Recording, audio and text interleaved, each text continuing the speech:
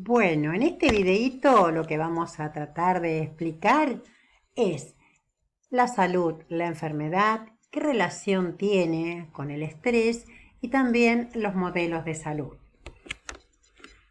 Para lo cual primero vamos a aclarar algunos conceptos, como por ejemplo la salud individual. Dice que es el estado de salud de la persona en su carácter total, la autoidentidad y las percepciones.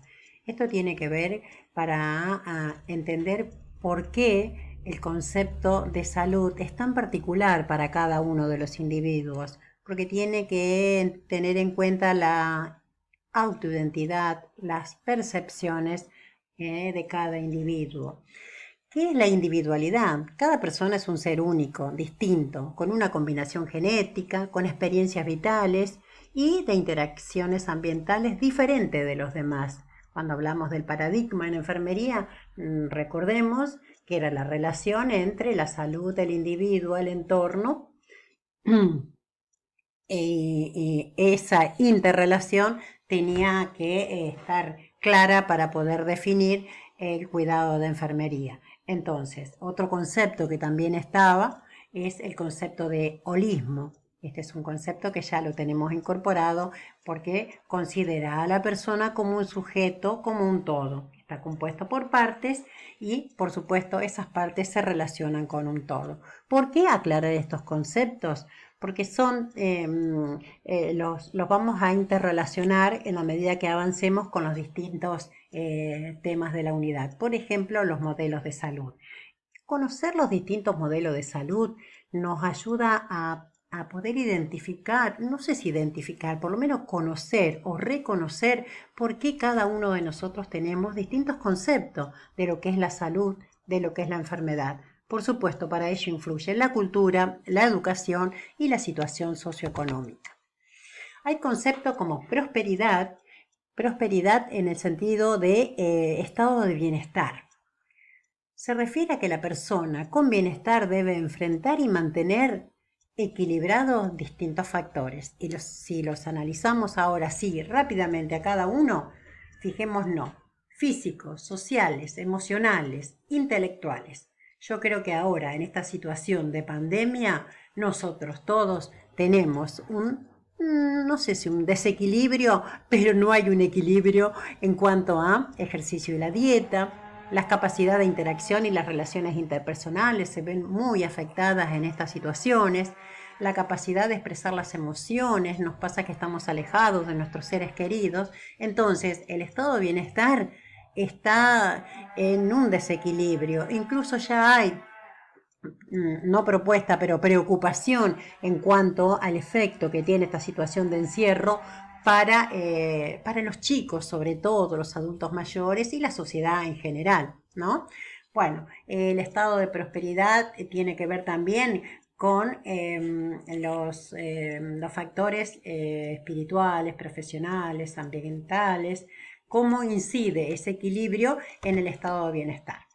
Vamos a los distintos modelos de salud. Nosotros tenemos varios modelos. A ver, el hecho de poder reconocer cada uno de ellos, repito, nos va a facilitar comprender por qué cada individuo, de acuerdo a su modelo de salud, tiene una concepción de lo que es, repito, la salud y la enfermedad. Está el modelo clínico, el de desempeño del rol, el eudemonista, el modelo agente medio huésped, que es el más conocido, el continuo salud-enfermedad, la cuadrícula de prosperidad de Doom y el continuo salud y enfermedad de prosperidad de Travers.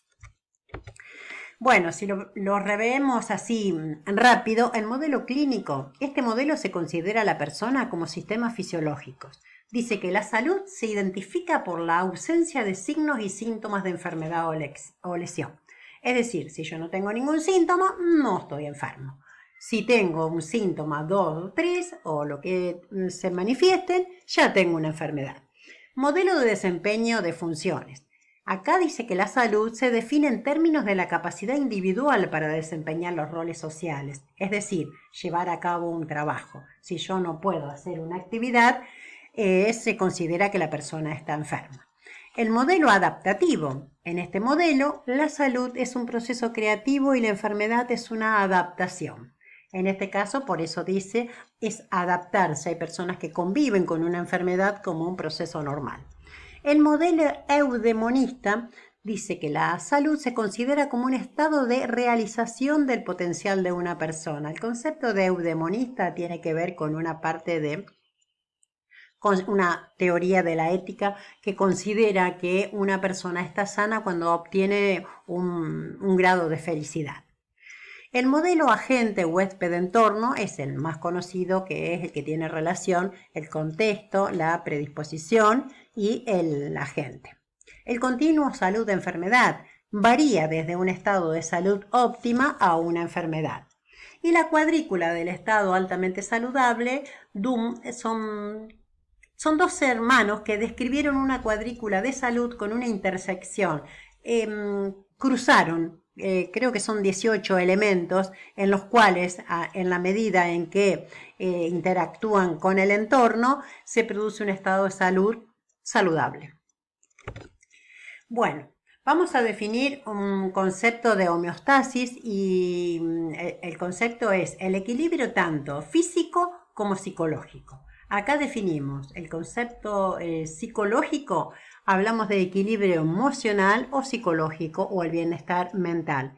Repito, en este momento ya hay evidencias de preocupación en cómo va a afectar esta situación que vivimos en este momento de encierro, de limitación de nuestra capacidad de poder salir y hacer nuestras actividades diarias.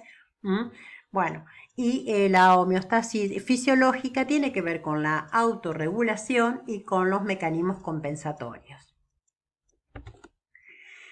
Hacemos revisión de un concepto que están, el hecho de poder diferenciar una enfermedad aguda de la crónica nos va a permitir saber qué significado tiene distinta enfermedad o su probable evolución. Cuando hablamos de una enfermedad aguda, estamos hablando de enfermedades que tienen episodios breves, habitualmente se curan. Y hace referencia a que el paciente inexperto en el curso, es decir, probablemente una angina sea la primera vez que uno la tiene, no conoce mucho la evolución. Se retoma, decíamos, normalmente en breve. Y la parte crónica es la enfermedad que se prolonga en el tiempo. El paciente ya conoce su enfermedad y puede dominarla. Vamos a un concepto que es importante tratarlo desde enfermería, sobre todo, no solo para atender al individuo, sino para nosotros hacerle frente a las situaciones de estrés de nuestra vida laboral, nuestra vida diaria. Se considera estrés a toda situación vivida por un sujeto que le provoca desequilibrio fisiológico y emocional. Tenemos agentes estresantes y mecanismos de afrontamiento. Como agente estresante es cualquier episodio o estímulo que provoca estrés. Un mecanismo de afrontamiento y son las propias reservas, la propia respuesta que tiene el individuo para hacerle frente a los agentes. Hay principios que están tenerlos en cuenta respecto al estrés. El estrés no procede del exterior, se genera en uno mismo. El estrés no puede verse, solo se experimentan sus síntomas. Su actitud desempeña un papel importante en el bienestar y la enfermedad. Recordemos la importancia del equilibrio. El estrés es esencial para lo que significa disfrute. ¿Por qué? Va a decir, ¿qué pasa acá? Es contradictorio. No, una situación de estrés generalmente me prepara para hacer frente a la situación, como puede ser hacerle frente o tener un mecanismo de huida, se le llama, ¿no es cierto? El hacerle frente de acuerdo al factor estresante y a mi mecanismo compensatorio, puedo superar una situación. Una vida sana es un equilibrio entre estrés y relajación. Se debe tomar la responsabilidad de la propia vida, incluido el estrés, como que lo tenemos que llevar.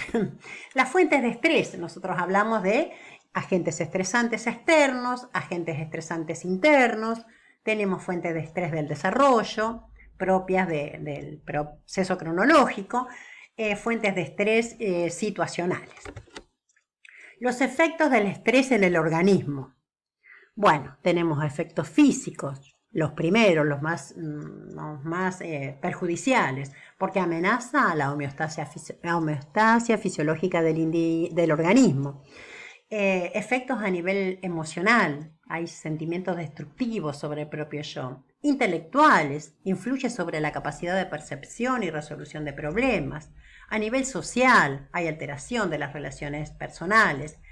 Y espirituales, ¿por qué? Y porque pone en prueba creencias y valores. Tiene que ver con nuestra propia creencia, ¿no es cierto?